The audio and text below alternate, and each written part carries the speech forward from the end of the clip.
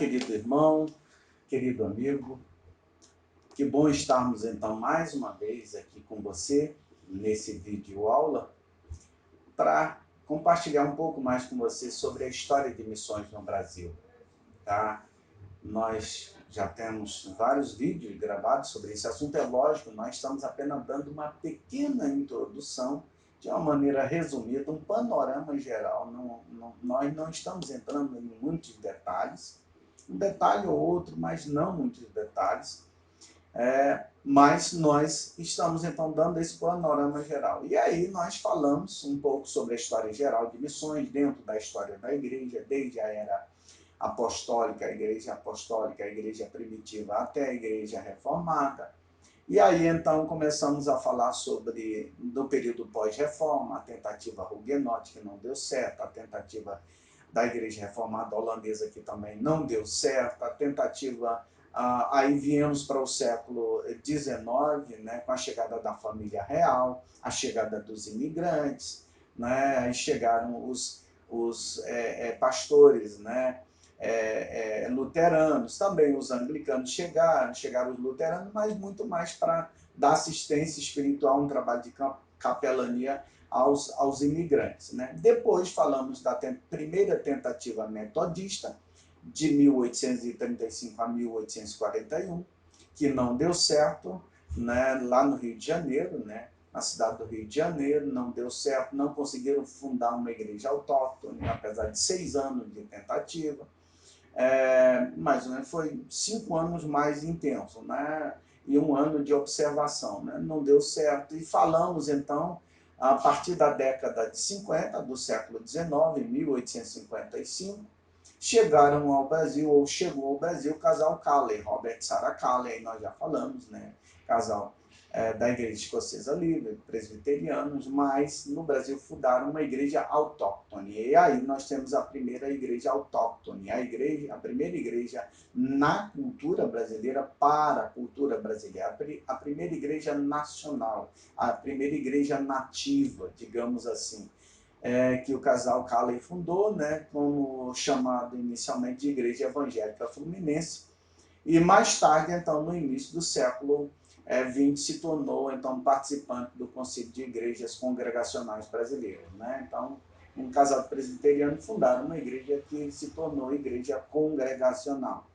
E aí falamos também dos presbiterianos, tá? Na Asbel Green Simonton, 1859, né, até 1867, e a fundação, então, da Igreja Presbiteriana no Brasil. Aí o Evangelho já tinha chegado e já estava presente na nação brasileira.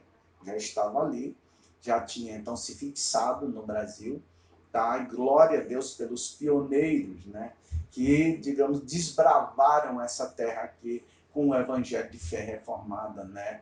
E foi, entendeu, um trabalho intenso, difícil, mas Deus então os usou e hoje nós estamos aqui.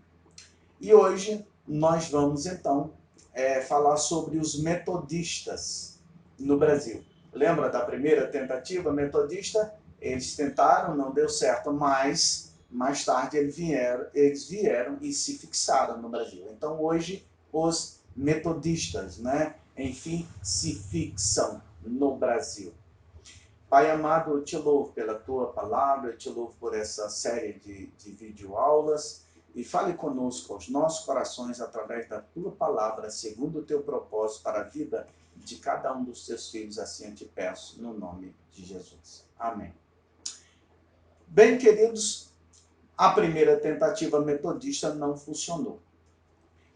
E aí, quando você chega no século, na década de 60 do século XIX, você tinha um problema nos Estados Unidos. Qual era o problema na América? Era o problema da Guerra da Secessão, né? Ou a Guerra Civil Americana, a Grande Guerra, né, dos Estados Unidos, né, nacional, a Guerra Civil, que tentou dividir, né, o país. E isso fez com que muitos imigrantes viessem para o Brasil. Imigrantes aí, agora digo eu, americanos, né? Já tinham chegado muitos americanos, mas agora então os americanos vieram muito mais, tá? E muito mais os sulistas, né? Você sabe que os sulistas, né, nos Estados Unidos, perderam a guerra, né, perderam a guerra. Tá? E aí, então, os sulistas vieram, né, com toda a força para o Brasil e se fixaram inicialmente, principalmente no interior de São Paulo, em Saltinho, Santa Bárbara do Oeste, ali na região de Piracicaba, Americana hoje, né? Exatamente, Americana porque é uma homenagem aos americanos, né, que chegaram aqui, os imigrantes. Então eles se fixaram naquela e outras regiões, mas principalmente ali. E a cidade de Santa Bárbara do Oeste foi assim uma cidade-chave, então, para o evangelho chegar, e principalmente os metodistas e os batistas chegarem e se fixarem no Brasil. Essas cidades ali no interior de São Paulo foram, na realidade, foram chave. Lógico, eles sempre chegavam pelo Rio de Janeiro, o porto do Rio de Janeiro, lembrando, o Rio de Janeiro aí era a capital do Brasil, então eles sempre chegavam, o Rio de Janeiro era a porta de entrada, eles chegavam pelo Rio de Janeiro, mas aí então eles imigravam e iam então para o interior de São Paulo, nesse caso aqui dos americanos, tá? E aí, quando os metodistas chegam então para ficar, no ano de 1867, mais especificamente, tinha 2 anos que tinha terminado a Guerra Civil, né, americana, mais especificamente chegou ao Brasil o pastor Junius Starham Newman, mais chamado então como pastor Newman, né, ficou conhecido como pastor Newman, né. Ele chegou ao Brasil, né, pelo Rio de Janeiro, mais especificamente na cidade de Niterói. Ele foi enviado pela Junta de Missões da Igreja Metodista Episcopal do Sul.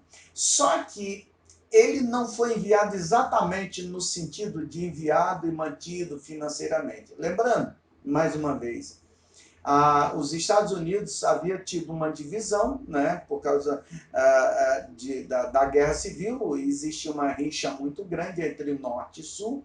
O Sul perdeu a guerra e o Norte ganhou, então o Norte ganhou e aí o Norte ficou mais favorecido, enquanto que o Sul ficou muito empobrecido, né? O Sul ficou muito empobrecido.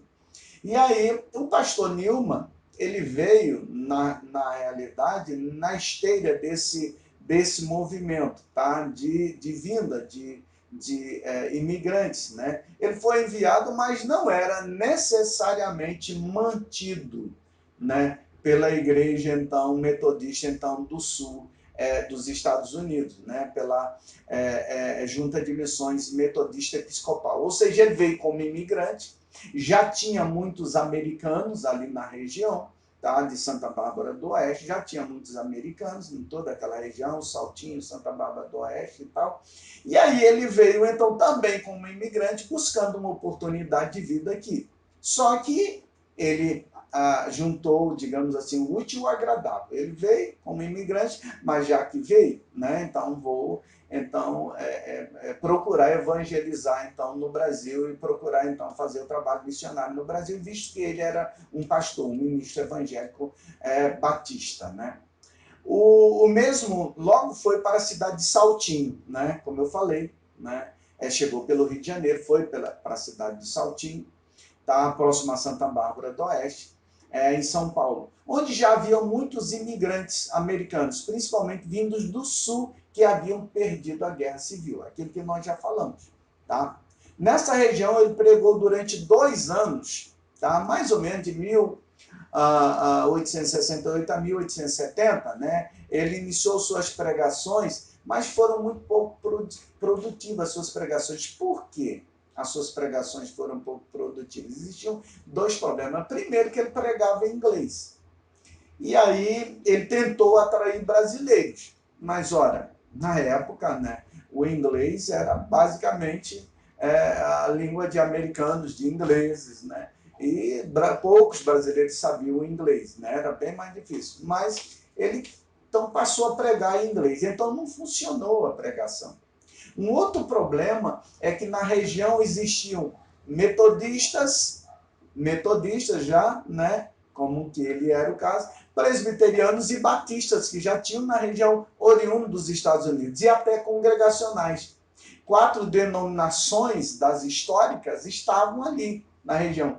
E nas pregações, já que não funcionava muito bem com os brasileiros, porque ele pregava em inglês e tentava arranhar alguma coisa de português, então já que não funcionava com brasileiros, ele tentou então juntar todo mundo em uma denominação só, tá? E formar uma igreja, então, digamos que não fosse de nenhuma denominação, uma igreja independente, não seria nem metodista, nem batista, nem presbiteriana, nem congregacional. Mas isso não deu certo, porque os americanos já vieram, os imigrantes americanos já vieram para o Brasil com ranço denominacional, sabe? Aquele negócio, não, essa é a minha denominação, né? E eu sou dessa denominação, pertenço a essa denominação tem a melhor doutrina, né?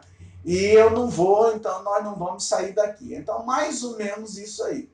Sobre isso, deixa eu lhe dizer uma coisa. No reino de Deus, e eu vou repetir isso que eu já falei outras vezes, né? Mas eu vou aqui repetir, para isso fixar bem na sua memória. No reino de Deus, as denominações, elas são importantes somente para organizar as igrejas locais. Tem que ter uma denominação, porque nós estamos em um país, o país então tem a sua, digamos assim, a sua lei, né, no país, tem o seu código, inclusive, civil, nós somos regidos pelo Código Civil, né, as igrejas cristãs, todas as instituições religiosas, tá bom? Somos uma entidade de classe, e aí nós precisamos cumprir certos requisitos. Então tem um sistema. Agora, para Deus, e no campo missionário, as denominações, nome, instituição, não importa. O que importa é Jesus. A Assembleia de Deus, metodista, batista, presbiteriana, sei lá, universal, Igreja Nova Vida e tantas outras. Amém. Glória a Deus por todas elas. Glória a Deus porque elas fazem o trabalho delas. Mas no campo missionário e para o reino de Deus, ela não tem importância no sentido igreja de Cristo, invisível. Tem importância no campo denominacional. Lá no céu nós não vamos ter, no encontro com Cristo nós não vamos ter denominação A nem B. Nós vamos ter os lavados e remidos no sangue de Cristo, comprados de toda a terra, de todos os povos, tribos, línguas e nações. São salvos, tá bom? Não tem, entendeu, a denominação, mas as pessoas são muito ligadas a essa questão denominacional. As pessoas são ligadas, não tem como a gente não dizer que as pessoas não são ligadas, elas são ligadas. E aí não deu certo a pregação dele. Para brasileiro não dava certo, porque ele queria pregar em inglês. Não tinha nem aprendido ainda o português, nada, arranhando apenas. E aí não conseguia se comunicar com o brasileiro, né? Na pregação tem que haver uma boa comunicação. E também não dava certo, tá bom? Entre eles mesmo, porque aí seria, na realidade, um pouco mais de um trabalho de capelania, né? Formar uma igreja independente, sem o rótulo denominacional de que ele veio, né? De que os outros vieram, não funcionou, tá bom? Aí não funcionou o trabalho, então, do irmão Nilma, as pregações do irmão Nilma. Nessa região, como eu falei, pegou durante, né, todo esse tempo, tá bom? E aí não funcionou. Aí o que aconteceu? Ele então, entendendo que aquilo não funcionava, tá bom? Porque cada um então queria se manter na sua origem, ele escreveu cartas insistentemente para a Junta de Missões, solicitando a organização, a Junta de Missões Metodista do Sul, né, dos Estados Unidos, solicitando que a organização enviasse para o Brasil obreiros mantidos pela junta. Lembra do que eu falei? Ele não era mantido pela junta, ele veio como imigrante, ele só aproveitou a oportunidade, né, vindo para o Brasil, lógico, sendo um ministro evangélico, ele não ia deixar de fazer a obra do Senhor. Tá? E aí ele aproveitou. Mas então ele pediu, ele escreveu várias cartas insistindo então que a junta de missões enviasse obreiros, né, para que então, digamos assim, e aí seria obreiros mantidos pela junta de missões, e aí para que então fizesse um trabalho no Brasil para brasileiros, não apenas um trabalho entre os imigrantes. tá bom?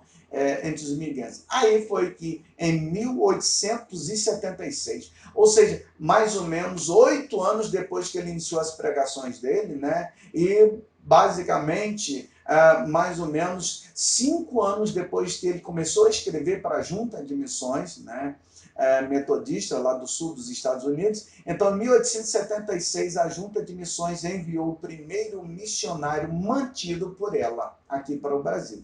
Quem foi esse missionário? Foi o reverendo John James Hanson. O mesmo chegou no dia 2 de fevereiro e ficou mais conhecido no Brasil como JJ Hanson, ou simplesmente DJ Hanson. Tá? Então, para os metodistas, né, se algum metodista estiver então nos assistindo, você sabe muito bem que DJ Hanson, né, ou JJ Hanson no português, né, é muito importante para a igreja metodista brasileira. Hanson só passou no Brasil 10 anos, apenas 10 anos, mas nos 10 anos que Hanson passou no Brasil, ele fez um estrago, digamos assim, no inferno, saqueando o inferno, fundou igrejas metodistas em vários lugares, andou pelo Brasil em vários lugares, fundou igreja no Rio de Janeiro, fundou igreja em São Paulo, né? Viajou por várias partes, né, do Brasil, fundando igrejas e fortalecendo aqueles pequenos trabalhos então que estavam então iniciando.